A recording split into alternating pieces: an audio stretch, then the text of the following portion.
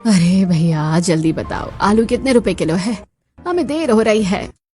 अरे 40 रुपए किलो है अम्मा जी, आप कहें तो 2 किलो तौल दूं। ठीक है, 2 किलो आलू जल्दी से दे दो। सब्जी का थैला हाथ में लिए हुए दोनों सास बहू बाजार से बाहर निकलने लगी। तभी सड़क के किनारे खड़ी मिसेस खन्ना और शिमी की नजर उन पर पड़ती है। देखो तो ये कौन लोग हैं? ये क्या करा दिया इन्होंने अपने बालों के साथ। वो बुढ़ी अम्मा का तो उम्र का भी कोई लिहाज नहीं। जिस उम्र में बाल सफेद होते हैं उस उम्र में उन्होंने अपने पूरे बालों को नीला कर लिया। ऐसा हेयर स्टाइल पहली बार देख रही हूँ मैं। मिसेस खन्ना जी, अरे मम्मी, इन लोगों की तो वीडियो बना लेनी चाहिए, वायरल हो जाएगी, कुछ मिनट में हजारों लाइक्स आ जाएंगे। अरे सिम्मी बहन, अभी तुम इस मोहल्ले में नहीं हो, जरा कुछ दिन और रुको तो तुम्हें सब पता चल जाएगा। सिर्फ यही नहीं, इनका पूरा खानदान अतरंगी हेयर स्टाइल करता है, बल्कि पूरे मोहल्ले में इनका घर फेमस है, अतरंगी हेयर स्टाइल वाला घर। पर ऐसा क्यों? कोई तो वजह होगी, जानबूझकर कोई अपना तमाशा थोड़ी ना बनवाता है। खैर, मेरे समझ से परे हैं ऐसे लोग। पूजा और गरिमा ये सारी बातें सुनकर अपने घर आ जाती हैं। नंदनी कहाँ हो? ये सब्जी के थैले किचन में ले जाओ, एसी भी ऑन कर दो, बहुत थक गए हैं। क्या हुआ दादी? बाजार में ज्यादा ही थक गई या किसी ने कुछ कह दिया जो आपको इतना गुस्सा आ रहा है? तभी बड़ी बहू नीलम अपने अतरंगी जूड़े में मोर पंख लगाते हुए हॉल में आती है। मम्मी जी, आप लोग बाजार से आ गई, मुझे कुछ मोर पंख मंगवाने थे, मेरे पास खत्म हो गए हैं, बस यही 2-4 हैं जो मेरे जूड़े में लगे हुए हैं। क्या छोड़ो, मैं राज के साथ जाकर खुद लाऊंगी। आप बताइए दादी माँ, आप इतने गुस्से में क्यों हैं? अरे आज बाजार में माँ जी के नीले बाल और मेरे इंद्रधनुष जैसे बालों का लोगों ने बड़ा मजाक बनाया। आखिर इन्हें क्या ही तकलीफ है हमसे? हमारे बाल हैं, हम चाहे जो हेयर स्टाइल करें, उन्हें क्यों फर्क पड़ता है? लेकिन फिर भी लोगों को कुछ ना कुछ कहना ही होता है। आप सही कह रही हैं मम्मी, मुझे भी कॉलेज में मेरी दोस्त रंगीन ऊन की दुकान कहकर चढ़ाती है। कभी कभी तो मेरा मन होता है कि मैं अपने बालों से ये सारे ऊन निकाल दूं उनके। कभी कभी तो मेरा मन होता है कि मैं अपने बालों से ये सारे बाल निकाल दूं उनके। कभी कभी तो मेरा भी मन होता है कि मैं अपने हाथों से उनके भी बाल निकाल दूं। नहीं नहीं नंदनी, ऐसा सोचना भी मत।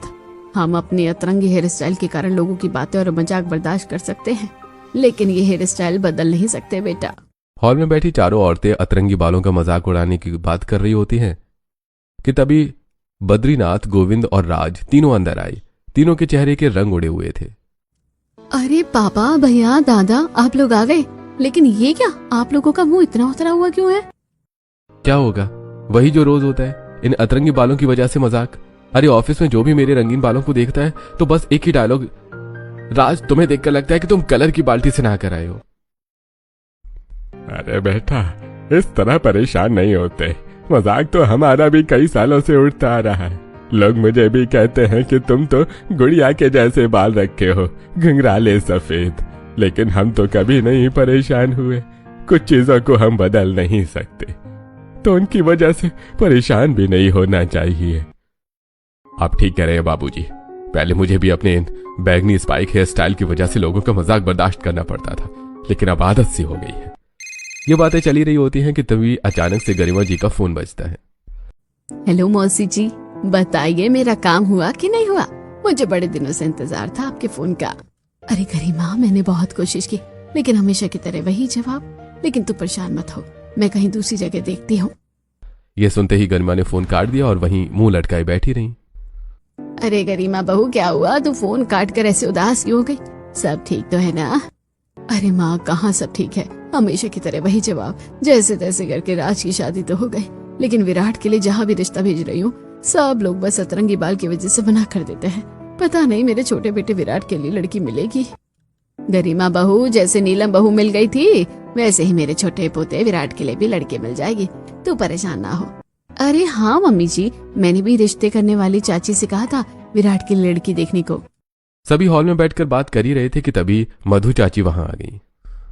मधु को याद किया और मधु हाजिर। अरे गरिमा, यूं मुंह उतारे क्यों बैठी हुई है? खुश हो जा, आज तेरे लिए बहुत अच्छी खबर लाई हूँ।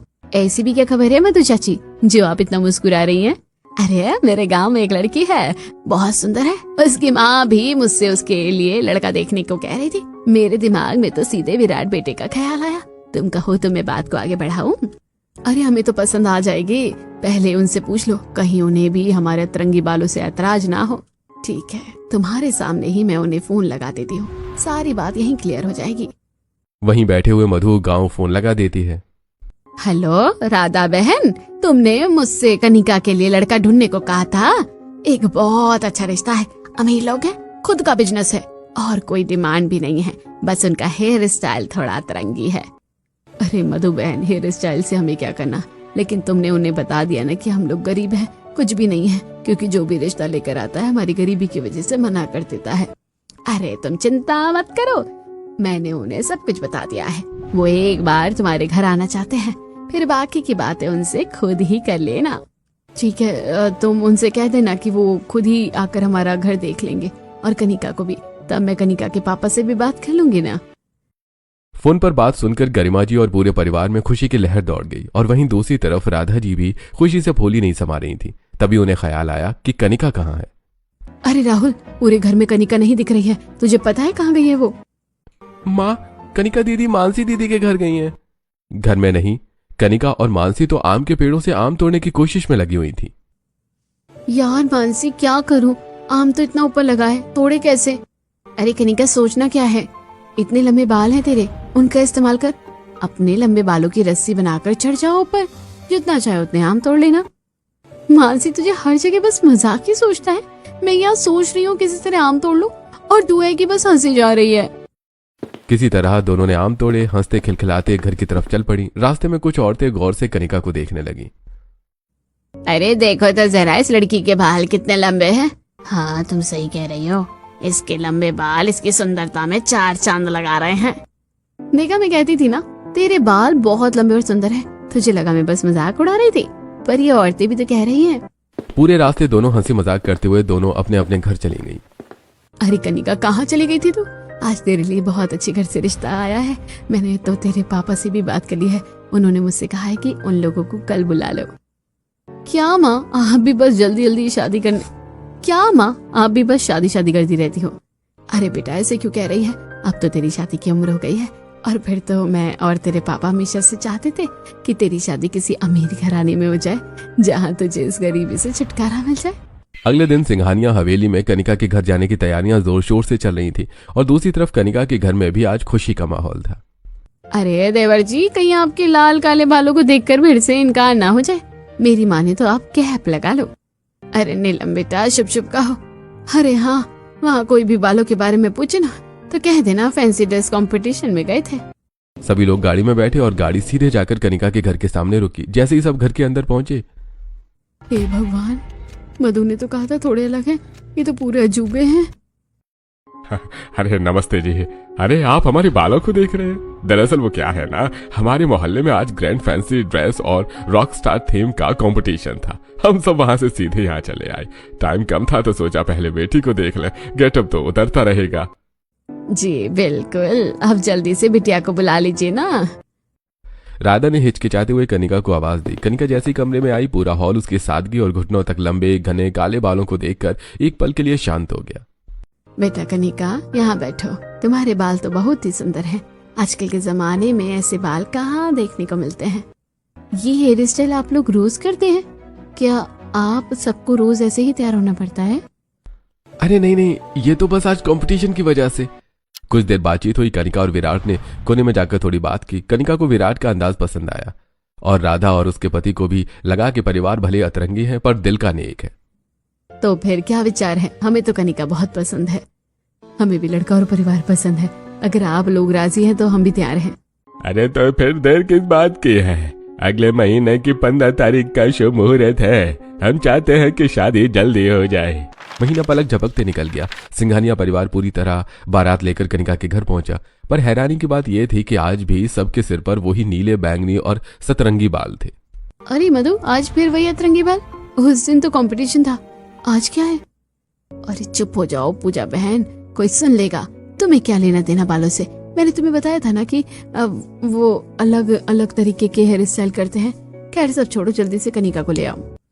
आज कनिका आसमान से उतरी परी की तरह लग रही थी। लाल दुल्हन का जोड़ा, हल्का मेकअप और लंबे काले बाल जो उसकी सुंदरता को और भी निखार रहे थे। वहां मौजूद सभी मेहमान अपने नजरें कनिका से हटा ही नहीं पा रहे थे। कनिका स्टेज पर बैठ गई, फेरे हुए, रस्में पूरी हुई। तभी भीड़ में से एक आदमी की आवाज आई। अरे वही लड़की तो बहुत सुंदर है, पर ये ससुराल वाले इन अतरंगी बालों वालों के घर में ये बेचारी कैसे रहेगी? सभी लोग सही तो कह रहे हैं, आखिर क्यों ये अतरंगी बाल? विदाई का वक्त आया। राधा की आंखें भर आईं। कनिका ने मां को गले लगाया। राहुल ने बहन का हाथ थामा और बोला, दीदी याद रखना मुझसे मिलने आओगी ना। गाड़ी सिंघानिया हवेली के सामने रुकी। गृह प्रवेश की रस्म हुई। कनिका ने दहलीज पर कदम रखा और जैसे ही अंदर आई, हॉल की दीवारें देखकर एक पल को थम सी गई। अरे बहू, ये हमारे परदादा हैं। देखो इनके बाल भी ऐसे ही थे। और ये इनके पिताजी, ये हमारे दादाजी। हर पीढ़ी में अतरंगी बालों की परंपरा चली आई है। कनिका एक एक फोटो को गौर से देखती रही। हर पीढ़ी में वही अतरंगी बाल। मन में सवाल उठता रहा। रात को जब कमरे में दोनों अकेले हुए, कनिका से रहा नहीं गया। विराट, मुझे लगा था ये बस आप लोगों का शौक है, पर ये तो आपके पूर्वजों से चला आ रहा है। आखिर बात क्या है? कोई वजह तो जरूर होगी। आप मुझे बताइए ना, कोई वजह तो जरूर होगी ना। क्या आप मुझे बताएंगे? मुझे भी नहीं पता कनिका, बस हमेशा से घर वालों को अतरंगी हेयर स्टाइल करते हुए देखा और यही हम सबको करने के लिए कहा गया। जवाब तो मिल गया, पर कनिका के मन में सवाल अभी भी थे। मन में ढेरों सवाल लिए कनिका सो गई। सुबह हुई, कनिका तैयार होने लगी। इतने सालों से ये परंपरा चली आ रही है और किसी को वजह नहीं पता? ये हो नहीं सकता। कनिका नीचे आई, सबके पैर छुए, आशीर्वाद लिया। फिर पहले दिन की रस्म के मुताबिक रसोई में खाना बनाने चली गई। गरिमा जी और दादी नीलम ने साथ दिया। सब तैयार हो गए, पर मोहल्ले से कोई नहीं आया। सिर्फ एक औरत थी जो दरवाजे पर देखी। दादी, माँ जी, कोई भी मेहमान नहीं आया। हमने तो सारा खाना बनाया था। हाँ, पता नहीं क्यों नहीं आई। मैंने तो मोहल्ले की सभी औरतों को बुलाया था। तभी वहां खड़ी उस औरत ने कहा, बेटा आना तो सब चाहते थे, पर मोहल्ले वाले कहते हैं अतरंगी बालों वाले जोकरों के घर में क्या ही जाना। कनिका के चेहरे पर दर्द उभरा और वो चुप रही। मन में सवाल थे, पर होठों पर कुछ नहीं आया। उस एक औरत ने खाना खाया, रस्म पूरी हुई। उसके जाने के बाद कनिका मुंह लटकाए बैठी रही। परेशान मत हो बेटा, कल तेरी मुंह दिखाई की रस्म है। अच्छे से तैयार हो जाना, इस बार सब आएंगे। अगले दिन नीलम और नंदिनी ने कनिका को तैयार किया। नीलम के जूड़े में मोर पंख और नंदिनी के पिंक पर्पल ऊन और फूलों से सजे बाल। उन्होंने अपने जैसा अतरंगी हेयर स्टाइल कनिका के बालों में भी बना दिया। पर जैसे ही दोनों कमरे से बाहर गईं, कनिका ने चुपचाप अपने बाल खोल दिए। कनिका नीचे आई और सभी मेहमान भी आ चुके थे। अरे वाह भाई वाह, बहू के बाल तो देखो कितने लंबे और घने हैं। सच में ऐसे बाल तो आजकल कहीं देखने को नहीं मिलते। आज कनिका के चेहरे पर मुस्कान थी, लेकिन वहीं खड़ी दादी और उसकी सास उसे गौर से देख रही थी। नीलम, नंदिनी, तुम दोनों को कहा था ना कि आज कनिका का हेयर स्टाइल हमारे जैसा होना चाहिए। तुम लोगों को समझ में नहीं आया था। दादी हैरानी मुझे भी हो रही है, क्योंकि हम तो भाभी का दूसरे हेयर स्टाइल करके आए थे। मुंह दिखाई की रस्म खत्म हुई। सभी मेहमान वापस चले गए। कनिका मुस्कुराते हुए अपने लंबे बालों को उंगलियों से घुमा रही थी। तभी दादी और गरिमा उसके पास आई। बहू, नीलम और नंदिनी ने तेरे बाल तैयार किए थे, तो अपने बाल खोलकर क्यों आई है? दादी जी, मेरे बाल इतने लंबे हैं कि जूड़ा टिक ही नहीं रहा था, बार बार खुल रहा था। बेटा, आज रस्म थी। रस्म में तुझे हमारी परंपरा के हिसाब से आना चाहिए था। पर दादी जी, सब तो मेरे बालों की तारीफ कर रहे थे और साथ में ये सब भी कह रहे थे कि आप लोग ये अतरंगी हेयर स्टाइल बदल क्यों नहीं देते। बेटा, तू अभी नहीं आई है, अभी तुझे कुछ नहीं पता। धीरे धीरे सब पता चल जाएगा। बस इतना जान ले, ये हमारे पूर्वजों से पता चलता आ रहा है, इसलिए हम इसे बदल नहीं सकते। दादी चली गई। कनिका अकेली रह गई। अपने लंबे बालों को सहलाते हुए खुद से सोचने लगी, आखिर क्या वजह हो सकती है? सब मजाक उड़ाते हैं, लोग बातें बनाते हैं, फिर भी ये लोग यही करते हैं। कोई तो राज जरूर है। कुछ दिन गुजरे। कनिका धीरे धीरे घर में घुलने लगी। सुबह रसोई, शाम को सबके साथ बैठना, पर मन के सवाल अभी भी वही थे। एक शाम विराट और कनिका छत पर थे। कैसा लग रहा है इस घर में? अच्छा लग रहा है, पर एक बात जब तक नहीं जानूंगी चैन नहीं मिलेगा। जानती हो, कुछ चीजें वक्त पर ही पता चलती हैं। पर वक्त कब आएगा विराट? एक सुबह कनिका ने बाल धोए और ऊपर छत पर जाने लगी। कनिका बेटा, कहाँ जा रही हो? माँ जी, मैं छत पर जा रही हूँ बाल सुखाने। छत पर बैठकर वो अपने लंबे घने बालों में कंघी करने लगी। बाल इतने लंबे थे कि हवा में लहराते तो पूरी छत पर बिखर जाते। तभी पड़ोस की छत से मिसेस खन्ना और सिमी की आवाज आई। देखो, सतरंगी बालों वाले घर में नई बहू आई है। बाल देखो कितने लंबे और सुंदर है। हाँ मिसेस खन्ना, बाल तो बहुत लंबे हैं, पर बेचारी फंस गई नतरंगियों के बीच में। मुझे तो डर है कहीं ये लोग इसे भी मजबूर ना करे अपने जैसे अतरंगी बाल करने को। जैसी उनकी बातें कनिका के कानों तक गईं, कनिका के हाथ रुक गए। कंघी वहीं रह गई और मन में एक डर उठा। ये लोग ऐसा क्यों कह रही हैं? कहीं सच में ऐसा तो नहीं होगा मेरे बालों के साथ? घबराहट लिया वो नीचे आई और जैसी हॉल में पहुंची, दादी, गरिमा और नीलम तीनों ने एक साथ उसे बड़े गौर से देखा। कनिका बेटा आओ मेरे पास, यहाँ बैठो। कनिका डरते हुए सबके पास आकर बैठ गई। बेटा इस घर की हर बहू ने अपने बालों को अलग पहचान दी है, तुम्हें भी अब अपने बालों में कुछ अतरंगी करना होगा। यह सुनते ही कनिका के पैरों तले जमीन खिसक गई। उसे अपने बाल सबसे प्यारे थे। मम्मी ने बचपन से तेल लगाया था, संवारा था। कनिका तेरी तरह पहली बार मैं भी ये सुनकर डर गई थी, पर फिर क्या कर लिए, तू भी कर लेगी। नहीं दादी, नहीं माँ जी, मैं ये नहीं कर सकती। मेरी मम्मी ने बचपन से इन बालों में तेल लगाया है, इन्हें संवारा है। मैंने आज तक अपने बालों को कैंची तक नहीं लगाई। मैं ये नहीं करूंगी। इस घर में आई हो तो इस घर की बात माननी ही होगी। कनिका की आंखों से आंसू छलक पड़े। वो बिना कुछ बोले सीधे कमरे में चली गई और घर में सन्नाटा छा गया। मुझे तो डर लग रहा है, अगर कनिका बहू अपनी जिद पर अड़ी रही तो सब बर्बाद हो जाएगा। अरे हमारे डरने या टेंशन लेने से कुछ भी नहीं होगा। अगर कनिका मान जाएगी तो सब सफल हो जाएगा।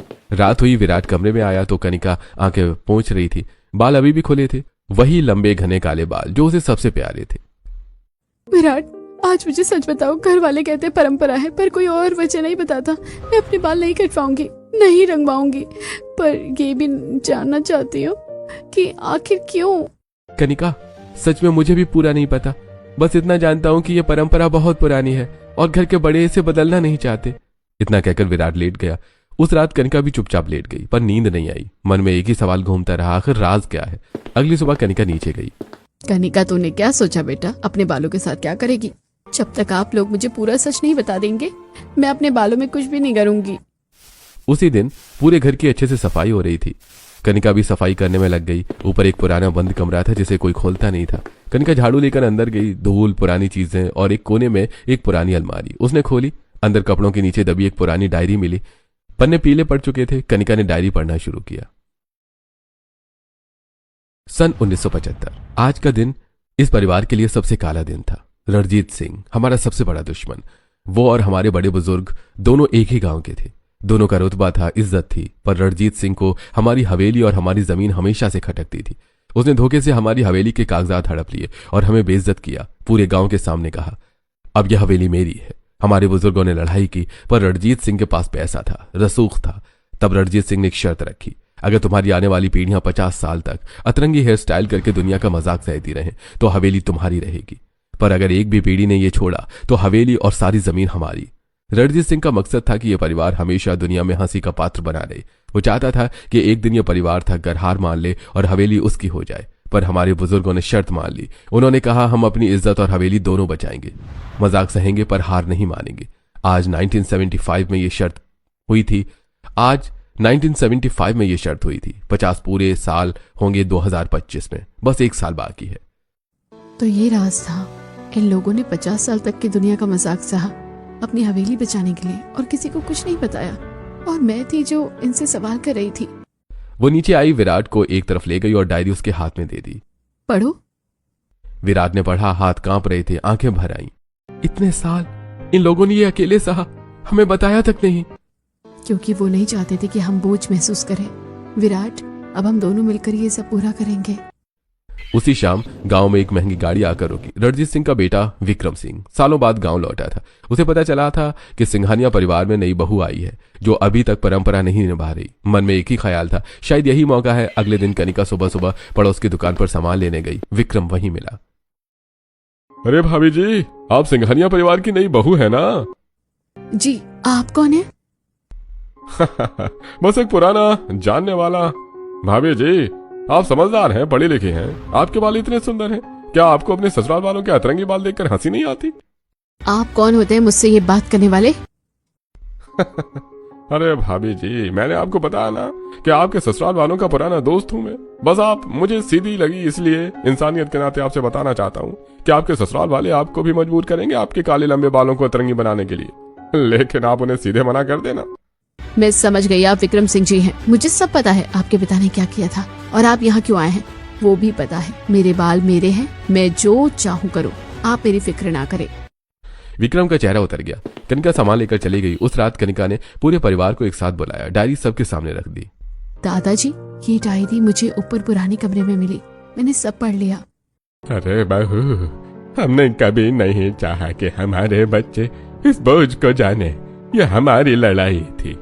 दादाजी, अब ये सिर्फ आपकी लड़ाई नहीं, ये पूरे परिवार की लड़ाई है और मैं भी इस परिवार का हिस्सा हूँ।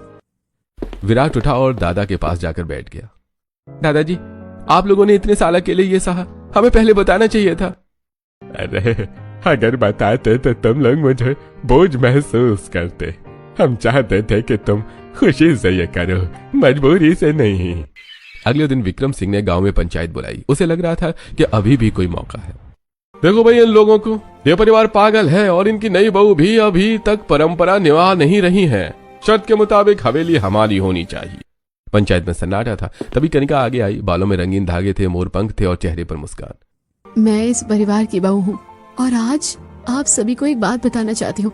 इस परिवार ने 49 साल तक आप सबका मजाक सहा, हंसी सही, बेइज्जती सही, पर मुंह नहीं खोला। क्यों? क्योंकि उन्होंने अपना वादा निभाया, अपनी हवेली बचानी थी। और तभी से विक्रम जी के परिवार वाले से इंतजार में बैठे हैं कि ये परिवार कब टूटेगा। लेकिन आज भी खाली हाथ है, क्योंकि ये परिवार कभी ना टूटा है और ना ही टूटेगा।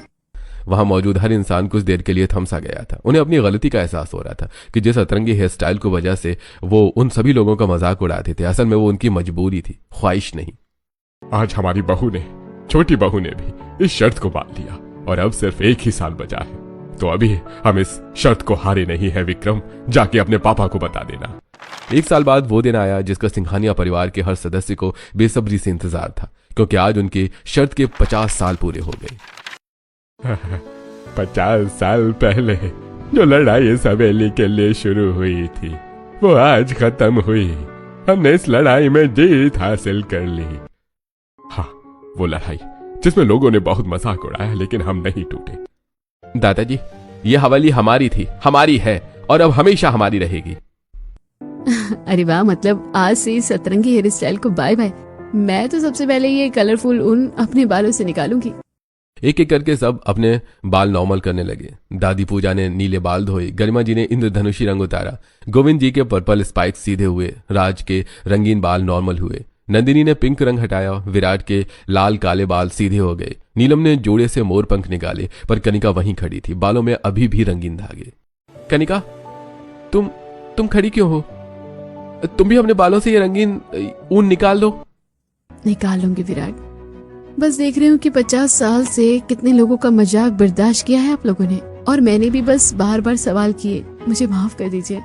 अरे कनिका बहू, तू माफी क्यों मांग रही है? अगर तू अपने बालों को रंग ना करती तो शायद हम ये शर्त हार जाते।